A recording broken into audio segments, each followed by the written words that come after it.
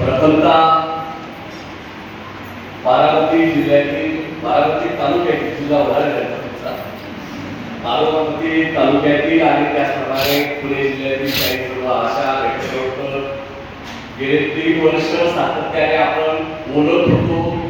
आज काही बोलल्या त्याचे कोण यायचे सरांच्या तालुक्याला जावा, परंतु तो दिवस आज आला आणि त्यासाठी बैठकीला आजचा मेळावा आयोजित करण्यासाठी त्या बैठकीवर आशा त्यांनी सगळ्यांनी पुढाकार घेतला आणि त्यामुळे सगळ्यांचं मनपूर्वक आयटकच्या वतीने मी स्वागत करतो, सगळ्यांचं अभिनंदन करतो.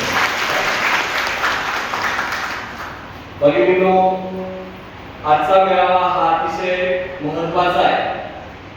आता आयटकच्या सोबत गेले 50 वर्षापेक्षा अधिक काळ जी युनियन क्रॉम्प्टन न्यूज नावाची अनेक ठिकाणी नाव आहे आणि आता तुमच्या इथे असलेली पीआयजी या युनियनचे नेते कॉम्रेड तुकारामजी चौधरी, सचिनजी, त्याचप्रमाणे हनुमंत कोलाडे, तानाजी खराडे, रमेशजी राजगुरू, तानाजी वायते, किरण भाऊ मसाले, comrade Pappu Jagdale, comrade Suresh Khaire, comrade Dattatray Malusare आणि माझ्यासोबत आजच्या मेळाव्यासाठी आले कॉम्रेड अरविंद जनका, पुणे जिल्ह्याचे कम्युनिस्ट पक्षाचे नेते, त्याचबरोबर कॉम्रेड भीमा पाटील जे आयटकचे नेते आणि राज्य काउन्सिलचे सदस्य, विचार मंचावर बसलेल्या सर्व भगिनी आणि समोर बसलेल्या सर्व आशाताई आणि गटप्रवर्तक भगिनींना सगळ्यांना जय भीम, सगळ्यांना सलाम करतो. आणि आम्हाला फेटे बांधून काम करण्याची आणि याची सवय नाही. कार्यकर्त्यांना जो सन्मान असतो तो फेट्यासोबतच कामगार आणि कष्टकऱ्यांचं प्रेम आणि लाल लोकांसाठी लढणं हीच खरी आमची फेटा आणि तोच खरा सन्मान असतो. आज तो सन्मान आपण सगळ्यांनी केला, याबद्दल पुन्हा एकदा सर्व सहकार्यांचं, पीआयजीच्या सर्व क्रांतिकारी सहकार्यांचं मनपूर्वक अभिनंदन करतो आणि मला तुमच्याशी संवाद साधायचा आहे त्याला मी सुरुवात करतो. आज आपण बारामतीच्या या भूमीमध्ये मला याबद्दल अतिशय आनंद आहे आणि दुःख सुद्धा आहे. आनंद या बाबतीचा आहे की आपल्या आशा प्रवर्तकांची संघटना उभी राहते याचा आनंद आहे, परंतु जी 5,000 रुपयाची मोबदला वाढ ज्यांच्या सहीला आपल्याला मिळाली आणि त्यांच्या सहीमुळेच तुमचा असलेला गणवेश पूर्ण महाराष्ट्राला गुलामी झाला, ते दादा आज आपल्यात नाही, त्याचं धर्मही आणि दुःखही आज त्या ठिकाणी व्यक्त करावं असं वाटतं. कारण प्रवर्तकाला ज्यावेळेस 5,000 रुपये मोबदला मिळालेला नव्हता त्यावेळेस आशाची शेवटची सहीच्या वेळेस नाशिकला दादांचा दौरा होता. त्या दौऱ्याच्या वेळेस सुनील तटकरे साहेब आणि दादा सोबत होते आणि दादांना रात्री 8 वाजता मी नाशिकला भेटलो होतो आणि दादाला सांगितलं होतं की दादा आशाचा निर्णय झालाय पण गटप्रवर्तक आमच्या राहून गेलेले आहेत, यांचा विचार तुम्हाला करावा लागेल. दादाने मला आवर्जून सांगितलं तुम्ही मला आज इथं सांगताय बोलतोय, परंतु माझ्या तालुक्यातल्या आणि माझ्या जिल्ह्याच्या गटप्रवर्तक माझ्याकडे दररोज चक्रा मारताय आणि मला हा विषय राहिलेली चूक माझ्या लक्षात आली आहे, मी न्याय दिल्याशिवाय राहणार नाही, तुम्ही काळजी करू नका असे शब्दाचे पक्के असले दादा आज आपल्यात नाही याची खंत आहे. परंतु दादांचं प्रशासन करून सर्व आपल्याला कल्पना आहे. मी दादा गेल्यावरती एक लेख लिहिला होता, त्यावेळेस अभिनेता फोटोही मागितला होता की आपला जो फोटो दादाच्या आठवणीतून छापायचा आहे आणि महाराष्ट्रामध्ये संपूर्ण आपल्या लोकसत्ता वृत्तपत्राने राज्यभर तो लेख प्रकाशित केला होता. ही आठवण मला कायम राहील. भगिनींनो, आजच्या या मेळाव्याच्या निमित्तानं आयटकच्या कामकाजाच्या विषयी आमच्या सहकार्यांनी काही वक्तव्य केले, काही गोष्टी सांगितल्या. आयटक संघटना याचा इतिहास 107 वर्षापूर्वीचा आहे. या देशाला स्वातंत्र्य मिळालं पाहिजे यासाठी काम करणारे नेते हे आयटक मध्ये होते. आयटकचे दादा लक्ष्मणराव पहिले अध्यक्ष, जे जालियनवाला बाग हत्याकांड झालं त्याच्यामध्ये ज्या पद्धतीने ज्या गोष्टी घडल्या त्याचा राग शहीद भगतसिंगाला आला होता आणि शहीद भगतसिंग हे आपलं आयटकचं प्रेरणास्थान आहे, कामगार कष्टकरी वर्गाचं प्रेरणास्थान आहे. त्याचा संबंध आणि आज जे कामगारांच्या विरोधातले जे कायदे केले, जे 4 कायदे केले, हे कायदे कायदे आणि त्यावेळेस जे पब्लिक सेफ्टी बिल इंग्रज सरकारने आणलं होतं त्याचा राग भगतसिंगाला आला होता आणि भगतसिंगाने त्या नेत्या असलेल्या असेंब्लीमध्ये एक आवाजाचा बॉम्ब फेकला होता आणि या बहिऱ्या असलेल्या सरकारला जागृत करण्याचा प्रयत्न केला होता आणि त्या बॉम्बच्या घटनेमुळे देशातल्या सगळ्या लोकांना जागृती आली आणि कामगारांच्या विरोधातले ते कायदे मागे घ्यावे ही अपेक्षा होती. तसंच काम आताच्या सरकारने केलेलं आहे आणि या देशातले 4 कामगार कायदे जे नवीन त्यांनी आणले जुने कायदे जे कष्टकऱ्यांनी संघर्ष करून तो पीएफचा कायदा असेल तो कायम होण्याचा अधिकार असेल कंत्राटी कामातून मुक्त होण्याचा अधिकार असेल ते कायदे बदलण्याचं काम या केंद्र सरकारने केलंय आणि पुन्हा एकदा आपल्याला या सरकारच्या धोरणाच्या विरोधात लढावं लागणार आहे केंद्र सरकारच्या विरोधात लढावं लागणार आहे आणि हा विचाराचा वारसा सांगणारी संघटना ही आयकट आहे. आयकट म्हणजे all India trade union Congress. Congress शब्द आता बदनाम झालेला आहे कारण तो वेगवेगळ्या कारणाने असेल परंतु काँग्रेस या शब्दाचा अर्थ आहे की महासंघ कामगारांचा महासंघ.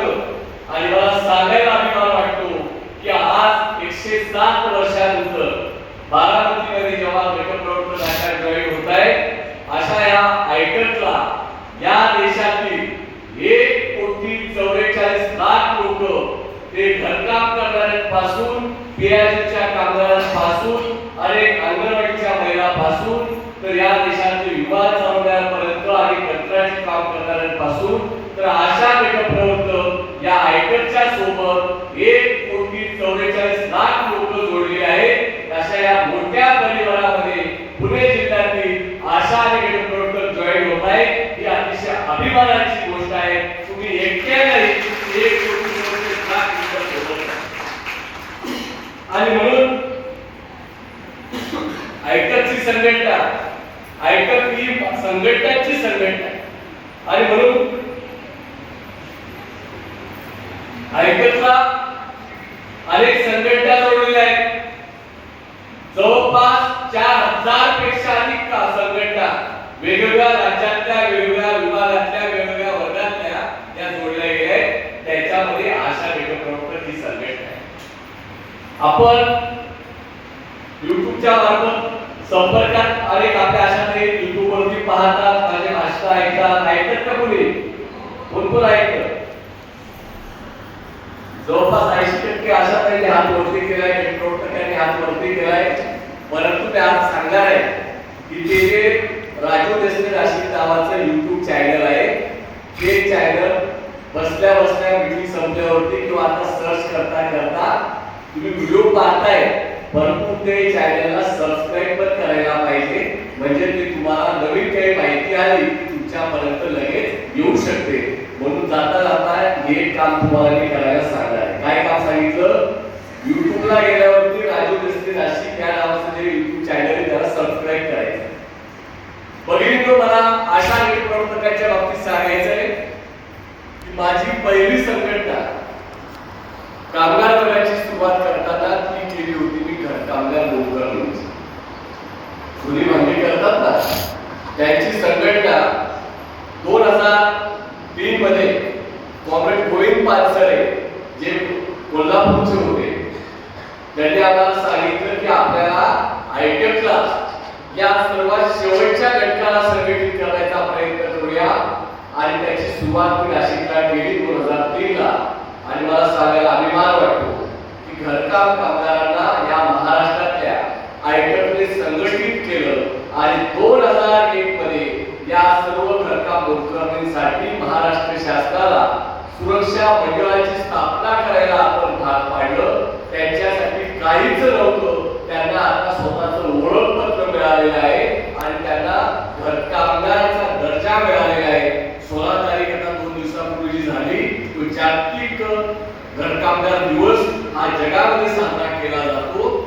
अशा वंचित घटकाला आपण एकत्र करण्याचं काम करून महाराष्ट्रातल्या या सर्व गरीब महिला परिस्थितीने घरकामगार करण्याची त्यांच्यावरती वेळ येते अशा भगिनींचं मोठं संघटन नाशिक जिल्ह्यामध्ये आम्ही 10,000 घरकामगारांना एकत्र केलेले आहे आणि राज्यामध्ये जवळपास आपण 70,000 पेक्षा अधिक घरकामगारांच्यासाठी काम आपण करतो. अशा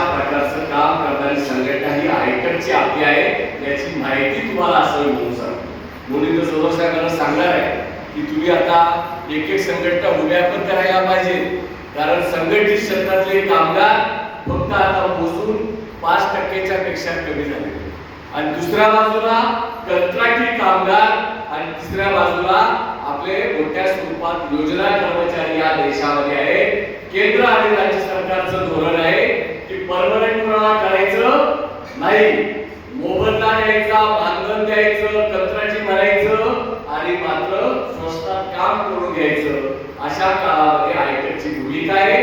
जे संघटित कामगार आहेत त्यांनी असंघटित कामगारांना मदत करावी आणि तीच भूमिका आता बीआयसीचे नेते, आयटकचे नेते कॉम्रेड चौधरी यांनी सांगितलं की आम्ही अशा गटप्रवर्तकाच्या संघटनेला सर्वतोपरी मदत करू आणि त्यांनी जो आपला शब्द दिलेला आहे त्याबद्दल पुन्हा एकदा आपल्या सगळ्यांच्या वतीने बीआयसीच्या या सर्व कमिटी मेंबरचं जोरदार टाळ्यावर आपल्याला आभार आहे.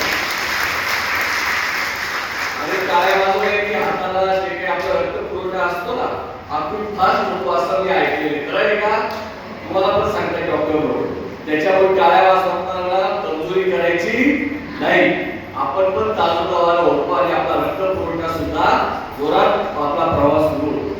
बघितलं मला आनंद याचा आहे की आपल्या आशाताईंची नेमणूक ही कधी झाली? 2009 मध्ये म्हणताय बरोबर. परंतु आपल्याला सांगायला मला आनंद वाटतो की या देशामध्ये आजकाल जे काही सुरू आहे, कोण पक्ष पळवतो, कोण पक्षातले खासदार पळवतो असं राजकारण आपल्या महाराष्ट्रामध्ये पाहतो. परंतु हा लाल बावटा ज्यांनी हातामध्ये घेतला त्याचा विचार करणारे जे नेते आहेत ते भारतीय कम्युनिस्ट पक्ष या देशामध्ये आज 100 वर्ष पूर्ण होत आहेत. या 26 डिसेंबर रोजी या भारतीय कम्युनिस्ट पक्षाने 2004 मध्ये मनमोहन सिंग यांचं काँग्रेसचं सरकार स्थापन व्हायचं होतं आणि स्थापन होत असताना या सरकारला बहुमत नव्हतं. अशा सरकारला या देशातल्या 63 खासदारांनी ज्या संघटना पक्षाचं नेतृत्व करणारे पुणे जिल्ह्याचे नेते कॉम्रेड अरविंद जगताप या ठिकाणी आहेत. या कम्युनिस्ट पक्षाने सांगितलं की या देशामध्ये जात धर्माचा विचार करणाऱ्या पक्षाची सत्ता येता कामा नये, काँग्रेसच्या सरकारने इथे स्थापन करा, आम्ही तुम्हाला बाहेरून पाठिंबा देऊ. आणि या देशामध्ये असं पहिल्यांदा घडलेलं आहे की 63 खासदार पाठिंबा देतात. एकही राज्यपाल म्हणून आम्हाला घ्या म्हणून सांगत नाही, आम्हाला मंत्री करा म्हणून सांगत नाही, एकही महामंडळ मागत नाही. विचारासाठी पाठिंबा दिला. त्या कम्युनिस्ट पक्षाच्या खासदारांनी काय सांगितलं? या देशातल्या गोरगरिबांसाठी केंद्र सरकारने काम केलं पाहिजे आणि त्या काम करताना आम्ही सांगितलं या देशामध्ये काय करावं. भारतीय कम्युनिस्ट पक्षाने सांगितलं या देशामध्ये जे आदिवासी बांधव अनेक वर्ष वनजमिनी कसताय त्याच्या नावावरती वनजमिनी झाल्या पाहिजे. त्यासाठी वनजमिनीचा हक्काचा कायदा करा आणि त्यामुळे या देशामध्ये 2005 मध्ये कसत असलेल्या वनजमीन धारकांसाठी या देशात जो कायदा झाला तो भारतीय कम्युनिस्ट पक्ष आणि आयटकच्या मुळे झालाय. त्यामुळे अनेक जे आदिवासी बांधव होते ज्यांच्याकडे जमीन नव्हती कसायला ते कसत होते पण नावावर होत नव्हती, ती नावावर जर झाली असेल तर त्या लाल मोठ्यामुळे झाले. त्याचा आपल्याला स्वार्थ अभिमान असला पाहिजे. अशा प्रकारे स्वामीजींचे काम करणार या देशामध्ये दुसरा कायदा झाला की गावामध्ये आपल्याला माहिती सगळ्यांना कामगार मिळत नाही. अनेक गावातल्या लोकांना दुसऱ्या तालुक्यामध्ये जाऊन काम करावं लागतं, जिल्ह्यात जाऊन काम करावं लागतं. अशासाठी या देशामध्ये आपण रोजगार हमीचा कायदा केला पाहिजे आणि गावातल्या माणसाला गावातच रोजगार भेटला पाहिजे. अशा प्रकारची भूमिका कम्युनिस्ट पक्षाने घेतली. महाराष्ट्रामध्ये रोजगार हमीची योजना होती, भारतभर नव्हती. परंतु ही योजना भारतभर झाली पाहिजे यासाठी आग्रह निरंतरला आणि मनरेगाचा कायदा हा 2005 मध्ये झालेला आहे आणि तो सुद्धा लाल मोर्चामुळे सत्ता न घेता केंद्र सरकारला करायला भाग पाडले. त्याचे वारसदार आपण आहोत याची आपल्याला आठवण पाहिजे. तिसरा महत्त्वाचा कायदा माहितीचा अधिकार झाला. काहींचं म्हणणं आहे की अण्णा हजारेंमुळे झाला. नक्कीच अण्णा हजारेंचं योगदान नक्कीच आहे. आंदोलन त्यांनी केलं. विधेयक आणला आंदोलनाच्या आंदोलनासाठी, परंतु हा कायदा संसदेत मंजूर करण्यासाठी जो पुढाकार घेतला त्यामध्ये सुद्धा कम्युनिस्ट पक्षाचं योगदान आहे, हे महत्वाचं आहे. आणि शेवटचं मी महत्वाचं सांगणार आहोत ते म्हणजे या देशामध्ये आपलं राज्य प्रगत आहे, परंतु छत्तीसगड, बिहार, यूपी या ठिकाणी माता मृत्यू आणि बाल मृत्यूचं प्रमाण हे अतिशय मोठं होतं. या ठिकाणी छत्तीसगड मध्ये तिथल्या असलेल्या कम्युनिस्ट पक्षाच्या खासदार, तिथले असलेले अनेक लोकांनी सांगितलं यासाठी काहीतरी झालं पाहिजे आणि म्हणून देशामध्ये राष्ट्रीय ग्रामीण आरोग्य अभियान याच्या अंतर्गत पहिल्यांदा 500 जिल्ह्यामध्ये आशांची नेमणूक फक्त आदिवासी जिल्ह्यामध्ये झाली होती आणि हा कायदा सुद्धा जो झाला तो आयटम आणि लाल मोर्चामुळे झालेला आहे आणि त्याचे तुम्ही सर्व लाभार्थी आहे असा हा लाभ आहे. काही लोक म्हणतात सत्तेशिवाय जगता येत नाही, कायदा झोपच लागत नाही, परंतु लाल मोर्चा सांगतो कष्ट करायचे जनतेचे प्रश्न घेऊन सुद्धा जनतेमध्ये राहून जनतेला न्याय देता येऊ शकतो. सत्ता जरी नसते तर सत्ताधाऱ्यांना काम करून घ्यायला लाल मोर्चा भाग पाडतो. हा विचार घेणारे लोक ऐकत आणि कम्युनिस्ट पक्षामध्ये आहे आणि म्हणून तुम्ही आम्हाला लाभ जोडल्या गेलाय. हा इतिहास तुम्हाला सांगायचा. 2005 ला 500 जिल्ह्यामध्ये फक्त आदिवासी जिल्ह्यात आशा होत्या. आशांनी चांगलं काम केलं आणि म्हणून 2008 मध्ये निर्णय घेण्यात आला की आशा फक्त आदिवासी भागात नाही तर देशामध्ये असल्या पाहिजे. 8 लाख आशांची नेमणूक करण्यात आली आणि ती सुद्धा सांगताना आपल्याला अभिमान असेल. आम्ही अशा संघटनेमध्ये गेलो आहोत की त्या संघटनेने आमची नेमणूक करण्यामध्ये सुद्धा लाल मोर्चाने आयटमचं योगदान आहे. अशा संघटनेचे तुम्ही सभासद झाले. 8 लाख लोकांना रोजगार त्या लाल मोर्चाच्या राजकारणामुळे आणि भूमिकेमुळे झाले आहे. हा इतिहास तुम्हाला सांगायचा. आता आलं का लक्षात? तुम्ही काही नवीन नाही आहात. हा लाल मोर्चा तुमच्या मताच्या निर्मितीमध्ये सुद्धा म्हणून तुम्ही योग्य कुटुंबामध्ये आहात. आणि हा प्रवास मला नाशिकमध्ये काम करताना हे काम करत होतो. माझा आणि आरोग्याचा काही संबंध नाही. मी प्राध्यापक एमबीबीएड झालोय आणि मला आनंद याच्यासाठी पण आहे. याच पुणे जिल्ह्यामध्ये बोरला मी 9 महिने त्या ठिकाणी बीएडचं अध्यापन केलेलं आहे. शिक्षक म्हणून मी तयार झालो. ते बोरला अनंतराव ठोके जे आपलं बीएड कॉलेज आहे त्या कॉलेजचा मी विद्यार्थी पण आहे 1999 चा. आणि म्हणून पुणे जिल्ह्याचं माझं असं नातं त्या निमित्ताने निर्माण झालं होतं. त्यानंतर मी ज्युनियर कॉलेजला आणि मुक्त विद्यापीठामध्ये सुद्धा प्राध्यापकाचं काम केलं. परंतु लाल मोर्चाचे नेते कॉम्रेड गोविंद पानसरे आणि डॉक्टर राजेंद्र कांबळे यांनी सांगितलं मी सीएचडी वरती लेक्चरशिप केली. मला पूर्णवेळ प्राध्यापकाची नोकरीसाठी मला पुणे तालुक्यामध्ये पाठवायचा निर्णय संस्थेने घेतला आणि मग माझं ठरलं की चळवळ शोधायची का नोकरी करायची. आणि मला नेहमी वाटायचं की लोक अन्यायाच्या विरोधात जात धर्माच्या विरोधात बोलतात, परंतु पूर्णवेळ काम केल्याशिवाय हे काय बदल होऊ शकत नाही. आणि म्हणून डॉक्टर भालचंद्र कांगो या बीआयओ कंपनीच्या युनिटचे ते अध्यक्ष पण आहेत. त्यांच्या शब्दाने आणि गोविंद पानसरेंच्या विचाराने प्रभावित होऊन नोकरी सोडली आणि फक्त मुक्त विद्यापीठासाठी काम करत राहिलो आणि ठरवलं या महाराष्ट्रातल्या असंघटित कामगारांसाठी आणि शेतकऱ्यांसाठी पूर्णवेळ काम करायचं. ती जबाबदारी घेऊन 2003 पासून या पूर्ण महाराष्ट्रासाठी मी काम करतोय. याचा मला साथ अभिमान आहे. कारण आमच्या नेत्यांनी आम्हाला सांगितलेले की तुम्ही कामगार वर्गासाठी काम करा, कामगार वर्ग साथ देतो. आणि म्हणून आज मला आनंद आहे की आशांची निर्मिती झाली. नाशिकला काही आशाला पत्र जात होते की तुम्हाला नियुक्त करतोय. मला ही गोष्ट माझ्या सहकारी मित्र डॉक्टर होते त्यांनी सांगितलं की तुम्ही घरकामगारांसाठी काम करता. तुमच्या ज्या उपकेंद्रावरती प्राथमिक आरोग्य केंद्रावरती ज्या तुमच्या पीटीए आहे फार काही वेळी केंद्र तेव्हा त्यांना 600 रुपये पगार. ती माझी दुसरी संघटना आणि माझी तिसरी संघटना 2008 ला आशांना घरी त्याला जॉईनिंग पत्र जात होते. त्याच वेळेस संघटनेचं पत्र गेलं की तुमची संघटना करायची, तुमचा मेळावा घ्यायचा आहे. 2008 मध्ये अनेक आशांचं प्रशिक्षण झालेलं होतं, पण संघटनामध्ये सहभागी करून घ्यायचा प्रयत्न आम्ही सगळ्यांना पत्र पाठवले होते 50 पैशाची लिहून आमच्या बोलकरांनी पत्र लिहिले होते आशाला की तुम्ही या आणि संघटनेचा आपण मेळावा घेऊ. काही आशाचा प्रश्न पडला होता. अजून तर आपल्या कामावरती जॉईन पण झालो नाही, आम्हाला पत्र आलं संघटना करायची. परंतु मला अभिमान वाटतो 2008 मध्ये नाशिकमध्ये एक महत्वाचं सभागृह आहे. त्या सभागृहामध्ये 2000 आशा एकत्र आल्या आणि आम्ही ठरवलं की आता आपल्याला आशांची आणि गटप्रवर्तकांची संघटना बांधायची. त्यावेळेस तुम्हाला काय मिळत होतं हे मला त्या दिवसापासून माहिती. 50 रुपये मीटिंगचा भत्ता होता. त्याच्यामध्ये डॉक्टर लोक सांगायचे तिथले जे काही तुमचे बाकीचे वारसदार असतात एक चहा पाजायचे, वॉचरवर सही करायचे आणि एक चहा पाव आणि चहा दिला की सांगायचे की 50 रुपये संपले, सांगायचे मीटिंग भत्ता 100 रुपये 50 रुपये मिळायचा. ही सुरुवात तुमची होती.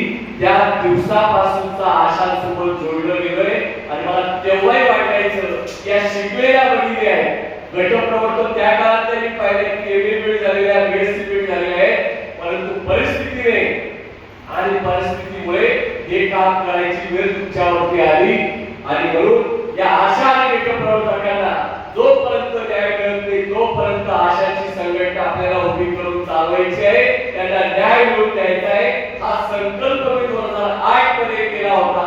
त्याचे फळ काही प्रमाणामध्ये आता आले. याचा मला आनंद आहे. माझी आशा नाही महिनाभर काम करून 200-300 रुपये सुद्धा खात्यावर जमा होत नव्हते. गटप्रवर्तकांना 1700 रुपये मिळत होते आणि ते पैसे सर्व प्रवासात निघून जात होते आणि सर्व आशा ताईंना त्या काळात घरचे पण चिडवायला लागले. बिनपगारी मूल अधिकारी आणि हा शब्द मला खूप त्रास देत होता आणि तुम्हालाही त्रास देत होता. परंतु आमच्या आशा ताई आज उद्या काहीतरी होईल आशेवरती होत्या आणि संघटना सांगत होती त्या काळात की तुम्हाला 6000 रुपये किमान वेतन मिळायला पाहिजे. 2008 ची किती सांगायचो आम्ही तेव्हा 6000 रुपये मिळायचे.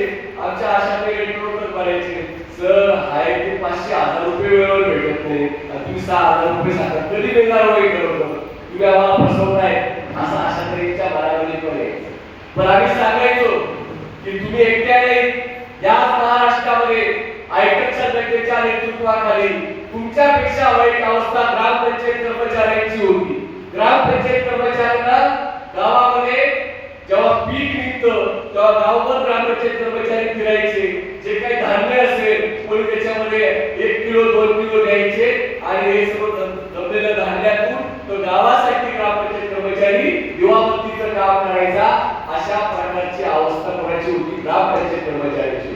परंतु या आयटक संघटनेने या महाराष्ट्रामध्ये 40 वर्षापूर्वी 1985 ला ग्रामपंचायत कर्मचाऱ्यांना एकत्र करण्याचा प्रयत्न या महाराष्ट्रामध्ये comrade Rajaram Nikam, comrade Madhav Kokashi, comrade Sara Malerao यांनी घेतला.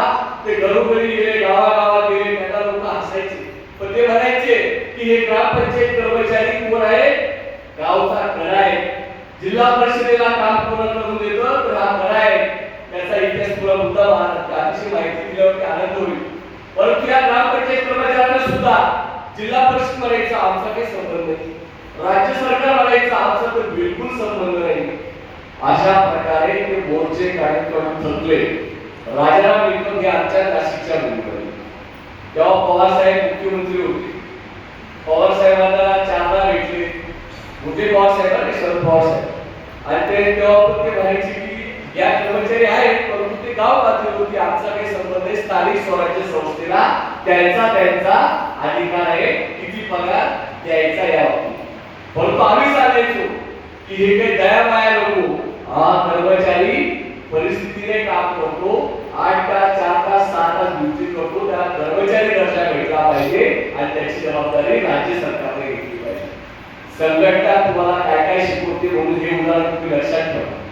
राजाराम निकम हे नेते स्वतः चांगल्या सरकारी कर्मचारी होते. ते सोडून या गावच्या नादी लावून या ग्रामपंचायत कर्मचाऱ्यांना एकत्र करायला निघाले. ते म्हणे पवार साहेब ते ऐकतच नाही. आता पवार साहेबांना काहीतरी आपण केलं नाही. आंदोलन झाले, उपोषण झाले, बारामतीमध्ये उपोषण झालं पण काही दखल कोणी घेत नव्हतं. निवडणुका लागल्या. याच बारामतीमध्ये कॉम्रेड राजाराम निकम आले आणि शरद पवार साहेबांच्या विरोधामध्ये आमदारकीचा अर्ज भरला. इथं अर्ज का बरं करतोय माझ्या विरोधात? तेव्हा त्यांना कळालं या माणसाचं काहीतरी म्हणणं आहे. मग त्यांनी आमच्या पक्षाच्या नेते डॉक्टर माधवराव गायकवाड मोठे नेते होते, त्यांचं साताऱ्याचं मुलगा, नंतर ते विरोधी पक्ष नेते झाले, नाशिकला बनवायला असायचे, माझे आमदार त्यांचे आम्ही वारसदार आहोत, कार्यकर्ते आहोत. त्यांना फोन केला, जिल्हा परिषदेचे माझे सभापती होते, की हा तुमचा कार्यकर्ता माझे होतं फॉर्म काढून नव्हतोय. मग त्यांनी सांगितलं की तो फॉर्म यासाठी भरलाय की तुम्ही ग्रामपंचायत कर्मचाऱ्यांच्या प्रश्नाला समजूनच घेत नाही, याचा निषेध म्हणून भरलेला आहे.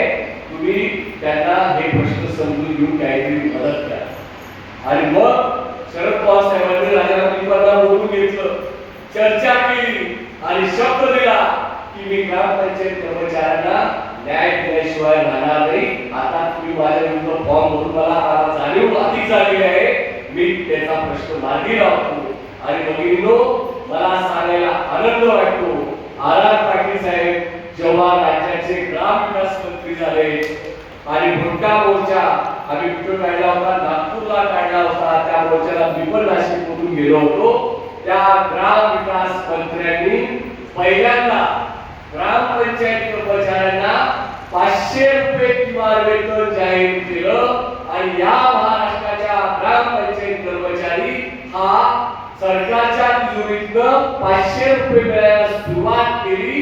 अशा प्रकारे लढणारी संघटना ऐकत आहे. या संघटनेच्या परिवारात तुम्ही आला. आज तोच ग्रामपंचायत कर्मचारी या महाराष्ट्राच्या सरकारच्या तिजोरीतून पैसे घ्यायला सुरुवात केली आहे. आज जवळपास 13,000 रुपये किमान वेतन ग्रामपंचायत कर्मचाऱ्यांना या आयकर संघटनेने मिळवून दिलं. आणि नुसतं मिळवून दिलं नाही तर या ग्रामपंचायत कर्मचाऱ्यांना सेवा निष्ठेप्रमाणे जिल्हा परिषदेच्या जेव्हा जेव्हा जागा निघतात तेव्हा जिल्हा परिषदेच्या सेवेत 10% आरक्षण हे आपल्या ग्रामपंचायत कर्मचाऱ्यांना सेवा निष्ठेप्रमाणे आणि शिक्षणाप्रमाणे मिळवून दिलेले आहे. आणि त्यामुळे ग्रामपंचायत कर्मचारी सुद्धा त्याचं ग्रामसेवकाचं शिक्षण असेल तर तो ग्रामसेवक पण आम्ही केलेले आहे. आणि त्याचं शिक्षण चांगलं असेल तर तो क्लार्क जिल्हा परिषद सेवेमध्ये झालेला आहे. असं बोलणारी आणि आपल्या असंघटित कामगारांना न्याय मिळवून देणारी संघटना कोणती असेल तर ही आयटक आहे. असं बारामतीचं कनेक्शन हे ग्रामपंचायतीचं सुद्धा तुमच्याशी जोडलेलं आहे. आणि म्हणून आयटकचा इतिहास हा तुम्हाला सांगतोय. अशा प्रकारे आज ग्रामपंचायत कर्मचारी महाराष्ट्रातली आपली मोठी संघटना ही सुद्धा आयटकची आहे. याचा आपल्याला अभिमान वाटला पाहिजे. हे सुद्धा तुम्ही गावातून तुमच्या ग्रामपंचायतीच्या कर्मचाऱ्यांना हा इतिहास विचारू शकता. म्हणून आयटक संघटना नुसतं बोलत नाही तर कामगारांना, कर्मचाऱ्यांना कर्मचारी करण्याचं काम, मानधनावरच्या कर्मचाऱ्यांना कायम करण्याचं काम या महाराष्ट्रात तुम्ही केलं असेल तर तुम्ही अभिमानाने सांगू शकता ही काम फक्त आयटकनेच केलेलं आहे. या संघटनेच्या तुम्ही वारसदार होताय. तुम्ही वारसदार होताय की नाही? व्हायचं ना वारसदार. आणि म्हणून आता आम्ही जे सांगतो, काय सांगतोय आम्ही आता? अशा गटप्रवर्तकांना 30,000 रुपये किमान वेतन द्या. आता आमच्या गटप्रवर्तक म्हणतील सर दोघांना सारखं द्यायचं का होतं? आमचं काय? आम्ही सांगत आहोत अशा गटप्रवर्तकांना 30,000 किमान वेतन द्या आणि त्याचबरोबर गटप्रवर्तकांना प्रवास खर्च हा वेगळा द्या. अशा प्रकारची आपली मागणी आहे. आणि ही मागणी येणाऱ्या काळामध्ये 100% यशस्वी केल्याशिवाय ऐकत राहणार नाही. हा एक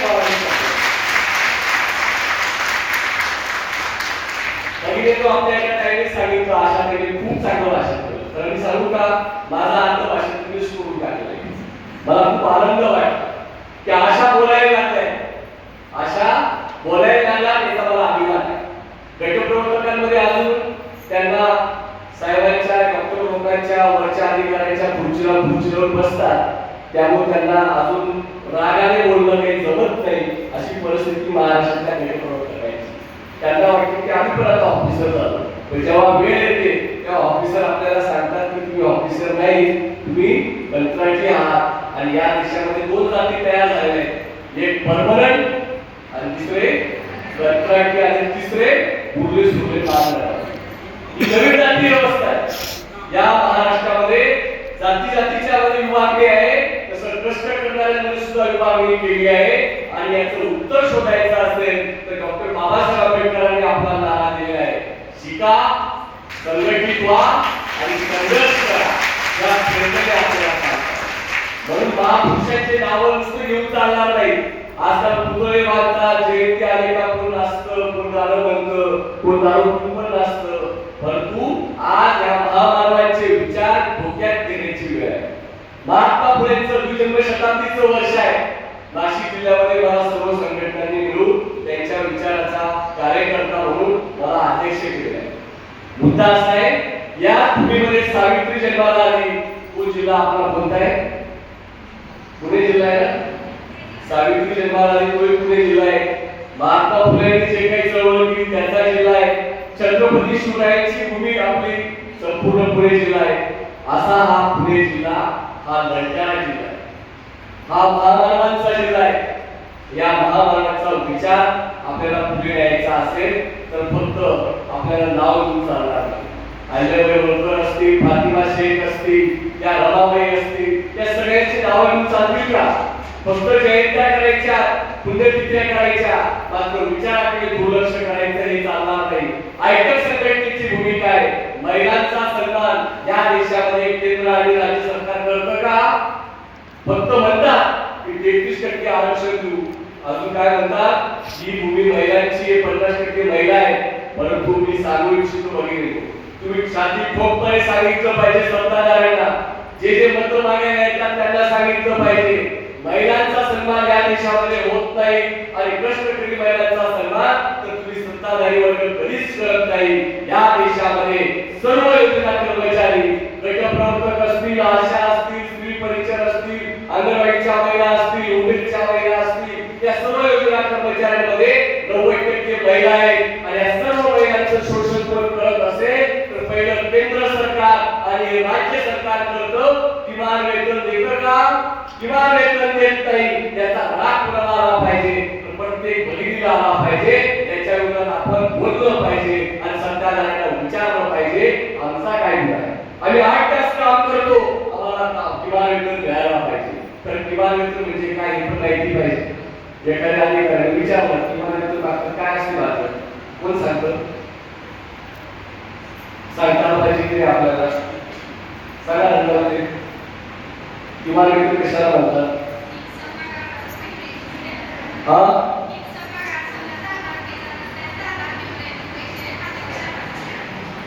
महिन्याला पगार अजून पण सांगतो व्याख्या. भगिनीनो, किमान वेतन याची व्याख्या तुम्हाला सोपीच आहे. पती पत्नी, 2 मुलं आणि आई वडील, किती लोक झाले? 7. हम लोग हमारे 2 आणि त्यांच्या जन्माला घातलं ते 2, असे किती लोक झाले? 6. या 6 लोकांना जितकं जेवणासाठीचं आपल्याला कॅलरीज लागतात त्याचा हिशोब, कॅलरीजचा हिशोब म्हणजे आपल्याला फळं किती खायची महिन्यात, भाजी किती लागते, भाकर किती खावी लागते, चहा किती प्यावा लागतो, हे सर्व ज्याच्यातून कॅलरीज मिळते ते सर्व.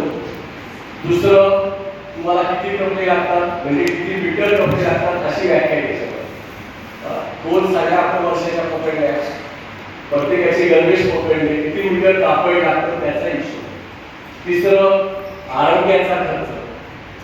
त्या 4थं, तुम्हाला जगण्यासाठी सांस्कृतिक गोष्ट पण लागते, एखादा पिक्चर, एखादा कार्यक्रम पाहावा लागतो. त्या सगळ्या गोष्टी, राहण्याची जागा असते त्याचा आपल्याला भाग.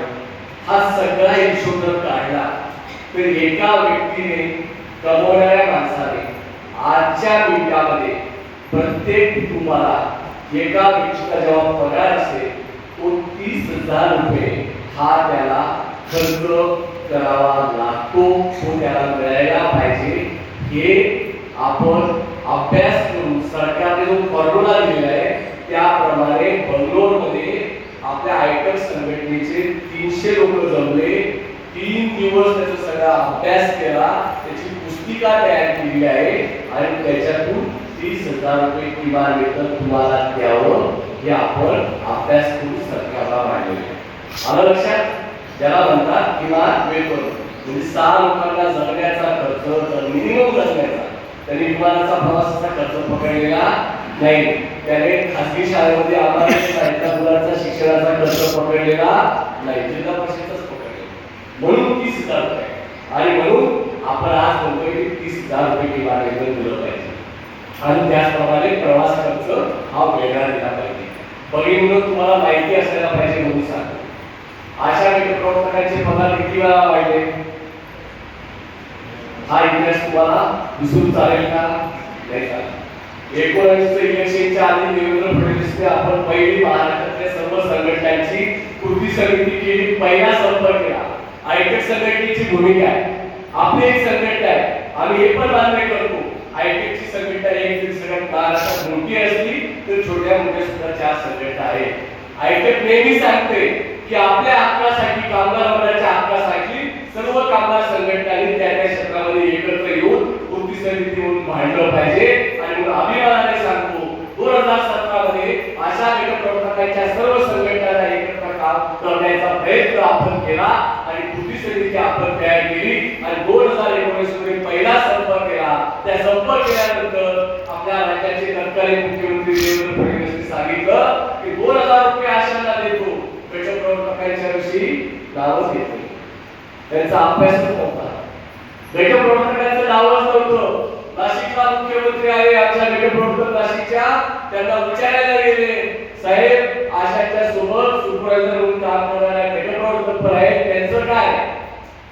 हे विचारायला गटप्रवर्तक गेल्या, पण ते येणार, मी आंदोलन करणार म्हणून मला आजच्या दिवशी पोलिसांनी जेलमध्ये बसवून ठेवलेलं होतं.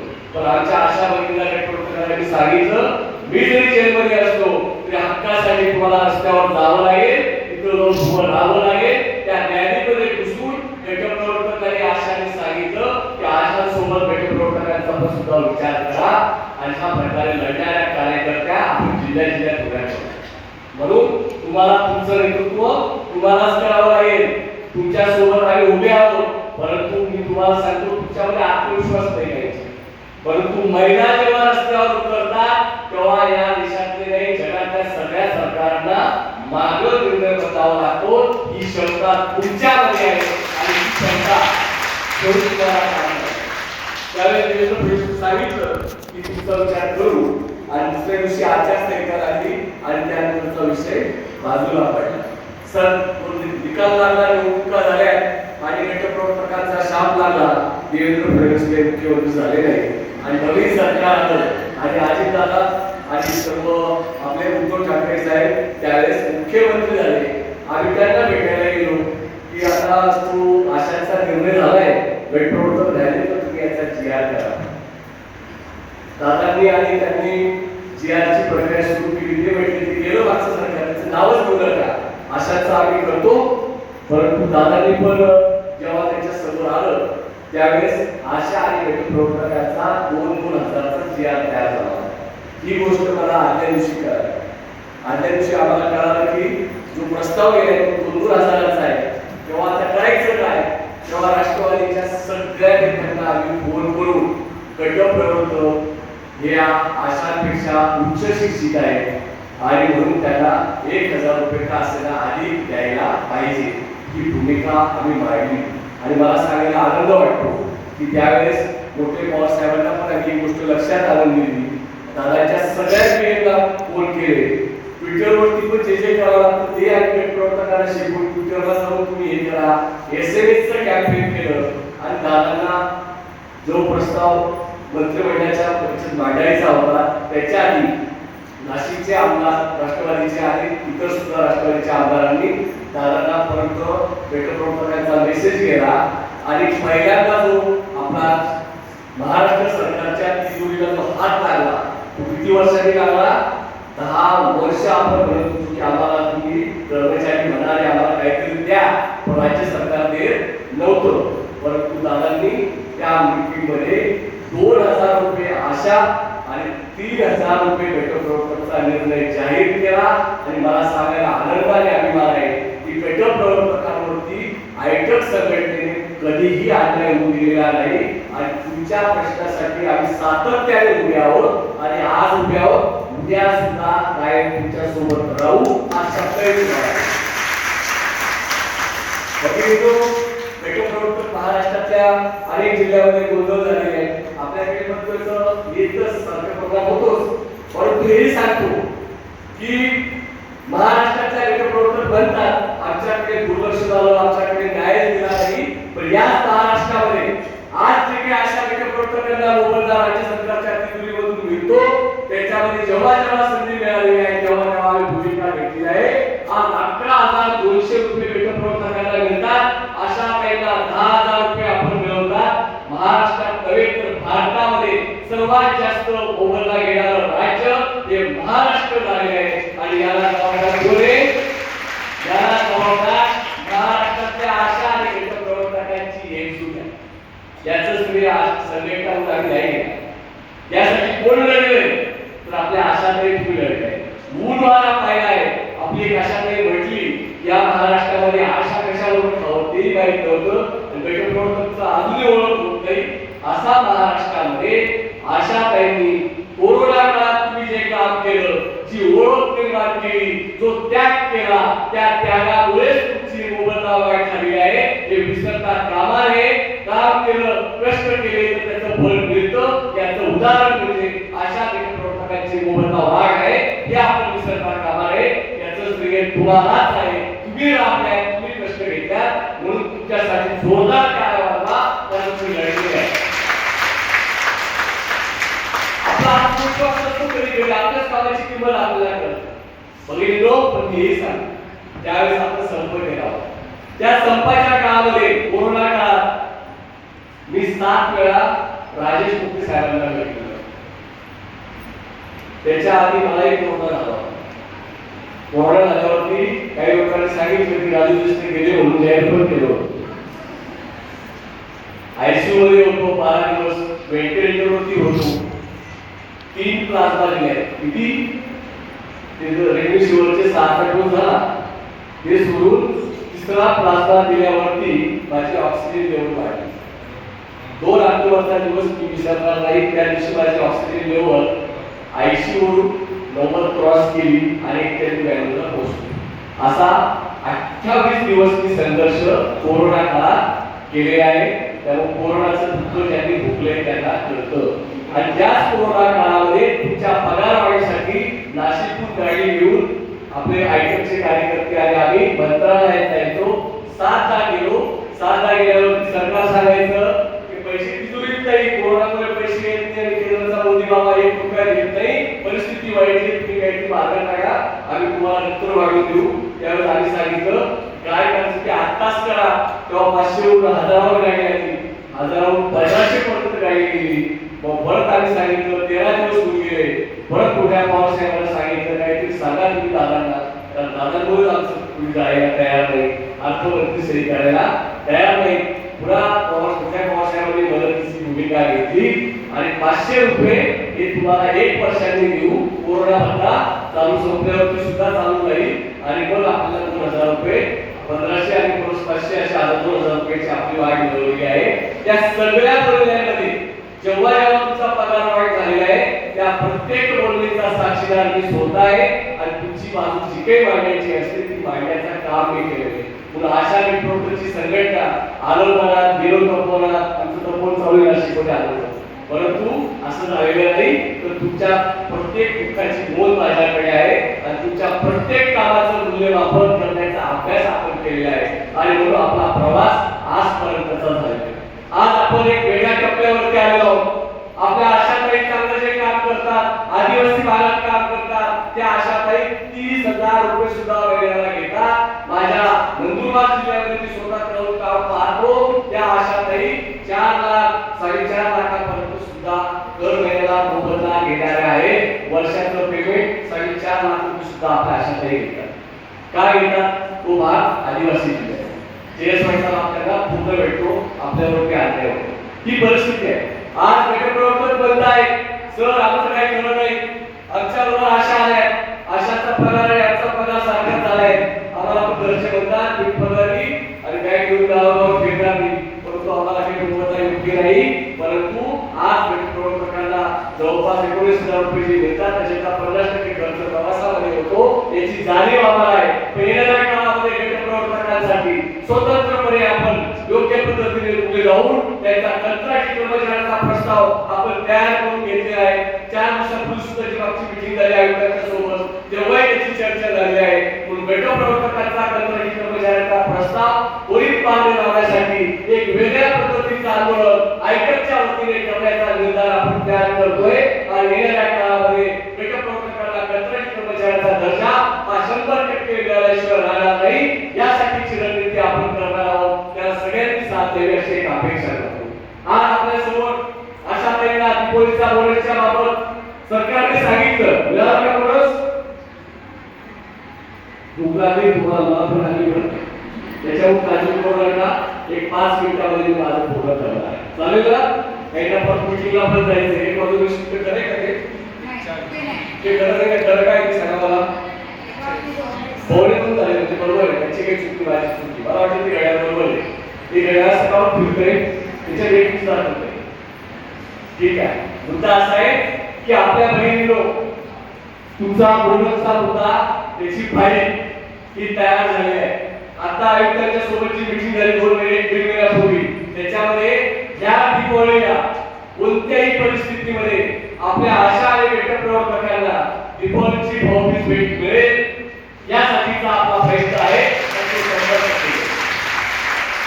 मी आपल्या हाताळायला सांगतो ज्या ठिकाणी आम्हाला संघर्ष करून काही गोष्टी मिळून घेता येतात. मी नाशिक शहरामध्ये राहतो. मी अभिमानाने सांगतो नाशिक महानगरपालिकेमध्ये काम करणाऱ्या 740 आशा वर्कर आहेत. त्यांच्यासाठी स्थायी समितीमध्ये पाठपुरावा करून तिथल्या नगरसेवक महापौरांना याचं महत्व सांगून गेल्या वर्षी 10,000 रुपये त्या सर्व आशाताईंना आपण बोनस महानगरपालिकेच्या तिजोरीतून मिळवून दिलेला आहे. त्याच पद्धतीने बारामतीला सुद्धा काय करता येतं त्याचा प्रयत्न आपण करतो. बारामती महानगरपालिका आहे नगरपालिका आहे? नगरपालिका आहे. नगरपालिका आहे. नगरपालिका आहे. तुमची श्रीमंत नगरपालिका आहे. नक्कीच आपल्याला काय बोलावे लागतील. गुंतून आलेले नगरपालिकेची आशा बारामती नगरपालिका आशा शहरातल्या आहेत का? किती आहेत? 37 आहेत. किरकोळ संख्या तुमची काळजी करू नका. आपण यावर्षी बारामतीला सुद्धा नगरपालिकेच्या तिजोरीतून बोनस मिळाल्याशिवाय राहायचं नाही. बघितलो खरं काही महिन्यांना माहितीच नाही आंदोलन कसं करावं हे ऐकत ते आम्हाला 107 वर्ष संघर्ष करू शकतो. मालेगाव सर्वेला माहिती. मालेगाव कोणतं? आमचं नाशिक जिल्ह्याचं. तिथं दंगल काय होत असे तुमच्याकडे ओळख आहे. मुस्लिमांचं शहर म्हणून भारतात ओळख आहे. याच मालेगाव शहरामध्ये काही लोकांना माहिती पाहिजे म्हणून सांग. महानगरपालिका मालेगाव ग वर्गाची बरोबर वेळ असतं ना उत्पन्न असतात. किती वर्गाची आहे? ग वर्गाची आहे. 4 वर्षापूर्वी आपण तिथं संघटनेची स्थापना झाली. अशा घाबरत होत्या. परंतु वेळ आणि काळ चांगली असते. कुठेतरी आजची म्हटली ना कोरोनावर चोळ झाली. खरंच चोळ झाली. कोरोना काळामध्ये प्रशासकीय राजवट असताना महानगरपालिका मालेगाव त्यांच्या तिजोरीतून दर महिन्याला 2,000 रुपये आशा ताईंना मिळतात. किती रुपये? केंद्राचा मोबदला वेगळा, राज्याचा वेगळा आणि महानगरपालिकेचा वेगळा. आणि त्यानंतर आता जो संप केला होता तेव्हा मला आयुक्तांनी शब्द दिला होता की अजून 2,000 रुपये तुम्हाला देतो पण संप मागे. आम्ही म्हटलं पत्र लेखी द्या. पत्र लेखी येतं. संप आपला राज्याचा मार्ग झाला. त्या पत्राचा पाठपुरावा केला बघितलो. उद्या आताच मीटिंग संपल्यावरती तुमच्या याच्यावरती ते पत्र टाकेल ग्रुपवरती आपल्या बारामती तालुक्याच्या. आणि या एप्रिल 2024 पासून 2,000 अधिक प्लस 1,000 असे 3,000 रुपये मालेगावच्या मनपाच्या आशांना आपण मिळवून दिलेले आहे. हे आयकरची केलेली कमाई आहे. आयकरच्या सर्वांच्या एक चुकीमुळे महानगरपालिकाच्या वतीने 3,000 रुपये आशा तयार मिळाले. आता त्यांना एप्रिल पासूनचे ते 2चे किती झाले? 3,000 झाले. हे कशामुळे होऊ शकतं? नुसता मीटिंगला घेऊन सभासदची फी द्या, वर्गणी द्या, ही मीटिंग झाली की 6 महिन्यांनी द्या असं ऐकायचं काम. ऐकत तुम्ही संघटनेची सभासद फी देता त्या फीचा तुम्हाला पूर्णतः खर्च काय झाला विचार करायचा आहे. मी आताही स्वातंत्र्य आणि सगळ्या पीएमची मीटिंग झाली सांगितलं, पावतीशिवाय पैसे कोणाचे घ्यायचे नाही, संघटनेच्या निर्णयाप्रमाणे वागायचं. 200 रुपये आपली संघटनेची वार्षिक फी आहे, ती दिल्यावरती त्याच्यातले काही पैसे हे तालुक्याला, काही पैसे जिल्ह्याला, काही पैसे राज्याला द्यावे लागतील आणि काही पैसे दिल्लीला द्यावे लागतील. ही आपली संघटनेची कामाची पद्धत. दर वर्षाला एक वार्षिक मीटिंग घ्यायची. पुणे जिल्ह्यामध्ये इतके पैसे जमले, या पैशातून आम्ही इतके पैसे राज्याला दिले. बारामतीला मिळावा इथला 10,000 रुपये हॉल बुकिंगसाठी खर्च केला, लिहून ठेवायचं. दरवर्षी वार्षिक मीटिंग एक घ्यायची होती, तरी ही आपली कामाची पद्धत आहे. 50,000 रुपये जमले, लाख जमले, त्याचा हिशोब हा तुम्हाला दिला जाईल. कारण लाल पावट्या ते पैशासाठी काम करत नाही, तर या कामगार कष्टकऱ्यांचं राज्य आलं पाहिजे, महिलांचं कष्ट करायचं, कामगारांचं शोषण थांबलं पाहिजे. हे स्वप्न पाहणारी संघटना ही लाल पावट्याची आहे. पैशासाठी आम्ही काम करतो. पैसे कमवायचे नोकरी सोडली नसती, लाख रुपये पगार मलाही भेटला असता. बिहारीच्या कामगारांना 80,000 रुपये पगार झाला. जेव्हा युनियनमध्ये आले त्यावेळेचा पगार काय होता 30 वर्षापूर्वी त्यांना माहिती. नाशिकच्या काउंटीमध्ये 7,000, 10,000, 12,000 रुपये पगार होता. आत्ताचा ऍग्रीमेंट सोतो साहेब आणि आपल्या सर्व नेत्यांनी केलं. आज त्याचा पगार 50,000च्या वरती गेलेला आहे. हे कशामुळे झालं? लाल मोठा हिशोब करून हिशोबवर शिकवलं.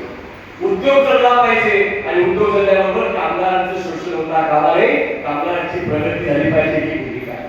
आणि म्हणून तुम्हाला हे सांगू इच्छितो की तुमच्या जिल्ह्यामध्ये, तुमच्या तालुक्यात तुम्ही चांगले दिवस पाहिले, वाईट दिवस पाहिले. आज नाव पण श्रीमंत घोटके कृती समितीमध्ये पण होते, परंतु चुकीचं काम केल्यावरती आम्ही एका मिनिटात विषय संपवला. आयकटमध्ये चुकीचं काम केलं, एका व्यक्तीने दुसऱ्या मिनिटात आम्ही निर्णय घेतला. आयकट ही कोणाचं पोट भरण्यासाठी, कोणाचं कुटुंब चालवण्यासाठी ही संघटना नाही. कारण प्रत्येक महिला श्रम करते, कष्ट करते आणि त्याच्यातून ती संघटनेला जे काही पैसे देते, त्याची फी जी देते ती तिच्या घामातून देते. त्याचा विचार आपल्या प्रत्येक खर्च करताना आपल्या मनाला असला पाहिजे. आणि म्हणून श्रमाला प्रतिष्ठा जशी असते तशी संघटनेची शिस्त महत्वाची आहे. म्हणून बघितलं मी तुम्हाला आव्हान करणार आहे, त्याचे पीआरचे भाषण केलं जातं. यांच्या युनियनची प्रॉपर्टी किती माहिती का तुम्हाला? त्यांनी ते पैसे जमा केले, सगळ्यांनी वाटून घ्यायचे असं नाही केलं. सगळ्याच्या तुम्ही सांगा ट्रेजमध्ये काय प्रॉपर्टी तुमची? पीआरच्या कामगारांना जेव्हा पगार वाढ होते ना, तेव्हा ते त्यांच्यातला दर 5 वर्षांनी 3 वर्षांनी पगार वाढ झाल्यावरती ती रक्कम ठरवतात. 5,000 अर्धा पगार जी काय पगार वाढ झाली असेल ती एकत्र करतात. आज आकृतीमध्ये त्यांचं बाजार भाव काढला तर मला वाटतं 50 कोटीपेक्षा कमी किंमत त्या ऑफिसची नाही. स्वतःचं त्यांचं मंगल कार्यालय हा जो हॉल आहे ना, त्याच्यात दुप्पट आणि वरती 4 रूम आम्हाला राहण्याचे आहेत. त्याच्या रूम मध्ये रात्री मुक्कामाला होतो आपण घेतला. कामगार कष्टकऱ्यांच्या पैशातून कामगारांचं राजकारण पुढे जाईल अशा प्रकारचं काम झालं पाहिजे. आणि कामगारांचा पैसा कामगार चळवळीवरतीच खर्च झाला पाहिजे, कुणाच्या मस्तीसाठी पैसे खर्च होता कामा नये, ही आयकटची शिकवण आहे. आणि म्हणून आज त्या कामगारांच्या युनियनमधून त्यांनी जागा घेतली. आपल्यालाही पगारवाढ झाली, आपणही पगारवाढ घेतली की नाही सगळ्यांनी? कोण लढलं? तुम्ही लढले.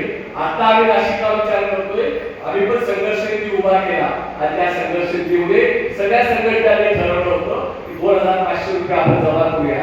आज नाशिकला नंदुरबारला आम्ही संघर्ष समिती उभा केलाय. आम्ही जागा शोधतोय, आम्हाला पण मोठं ऑफिस करायचं. माझं स्वप्न आहे की ह्या तालुक्यामध्ये, हा तालुका राजकीय दृष्ट्या महत्वाचा तालुका आहे. म्हणून मी पीआरच्या नेत्यांना विनंती करणार आहे, ते प्रयत्न करतायत. आम्ही सुद्धा आशा काही असतील, अजून आम्ही इतर संघटना छोट्या मोठ्या उभ्या राहतील आपल्या तालुक्यामध्ये. आपण सर्व मिळून या बारामती शहरामध्ये आयकट भवन आपलं स्वतःचं कार्यालय झालं पाहिजे हे स्वप्न सुद्धा आपण पाहिजे. आज ते कधी अशा पर्यायाला राहायला उभं राहणार नाही तर ती आपल्या हक्काच्या कार्यालयामध्ये जाऊन आराम करू शकेल, हे स्वप्न माझं आहे. आपण मागणी करतो सिव्हिल हॉस्पिटलला आम्हाला आशा केंद्र पाहिजे. तुमच्या इथे काय परिस्थिती आहे का? आपल्या महाराष्ट्रामध्ये अनेक वर्षापासून आपण प्रयत्न करतोय. नाशिकमध्ये आम्हाला यश मिळालं. सिव्हिल हॉस्पिटलमध्ये एक रूम जीएसवायची माता घेऊन गेल्यावरती आपल्या आशाताईला आरामासाठी आपण रूम उपलब्ध करून दिले. म्हणून पुणा असेल, ग्रामीण रुग्णालय असेल, या त्या सर्व ठिकाणी तुम्हाला हक्काची जागा आराम करण्यासाठी आशा निवारण केंद्र असलं पाहिजे। यासाठी आपण आपल्या राज्याच्या उपमुख्यमंत्री असलेल्या आपण नक्कीच त्यांना भेटण्याचा प्रयत्न करू। त्यांना ही कल्पना आणि त्याची मागणी हे मी तयार करून त्यांनाही भेटण्याचा प्रयत्न करू। त्यांना सुद्धा येणाऱ्या काळात आपल्याला अशी आपली पद्धत नाही की कोणाला फक्त दूध टाका आणि राज्याचे अध्यक्ष झाले उपाध्यक्ष झाले अशी आपली संघटनेची पद्धत नाही। आपली पद्धत काय आहे ते तुम्हाला सांगतो, तर ते पण माहित असतं। आम्ही तुम्हाला आज तुम्ही संघटनेचे सभासद व्हा, सभासदांची यादी राज्याला देऊ। आम्ही तुम्हाला सांगणार जे जे सभासद झाले त्या सगळ्यांचं जिल्ह्याचं त्याच्या आधी तालुक्याचे अधिवेशन करायचे। तालुक्याच्या अधिवेशनामध्ये काय करायचंय, प्रत्येक पीएससीतून त्या अशा काही तालुक्याला एकत्र बोलवायचं, प्रत्येक पीएससीला वेगवेगळं बसवायचं, पीएससी वाईज त्या पीएससी वाईज बसवल्यावरती त्या आशा त्यांनी ठरवायचं संघटनेसाठी आपल्या पीएससीतून 2 आशाची नावं तुम्ही नक्की करायची। कोणी करायचे? तुमच्या आशा ताईंनीच ते नावं नक्की करायचे। प्रत्येक पीएससीतून गट प्रवर्तकांनी एक गट प्रवर्तकाचं नाव नक्की करायचं, ते एकत्र करून त्याची यादी करायची। एकत्र ते आलेले नावं एकत्र बसून ठरवतील की माझ्या तालुक्यामध्ये अशा संघटनेचं अध्यक्ष म्हणून ह्या ताईने काम पाहावं। हे कोण ठरवेल?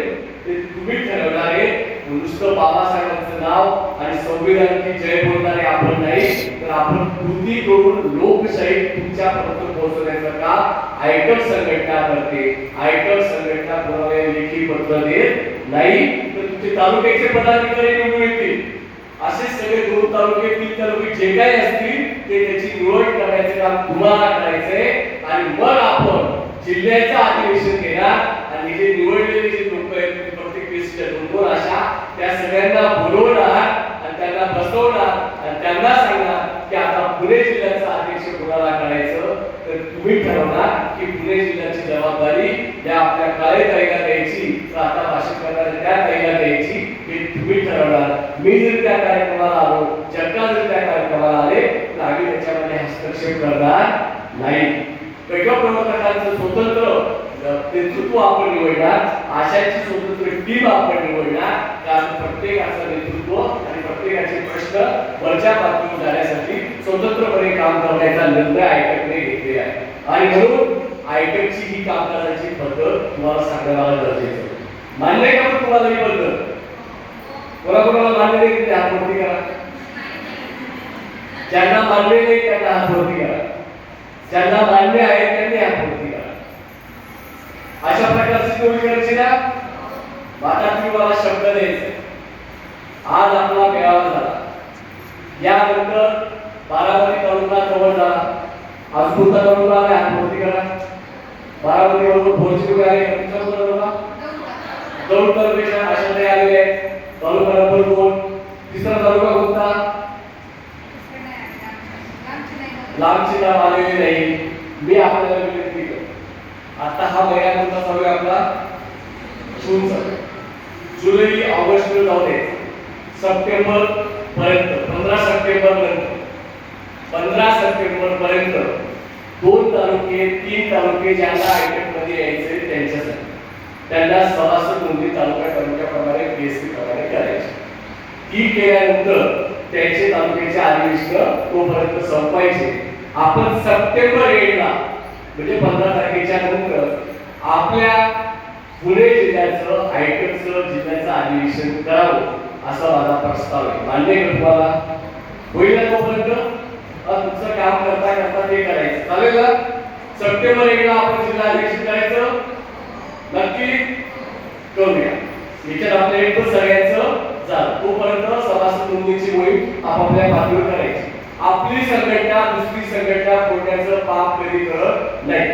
संघटना करण्याचा अधिकार कोणाला आहे? जो काम करतो त्याला कोणत्या संघटनेत राहायचा हा अधिकार प्रत्येक सभासदाला।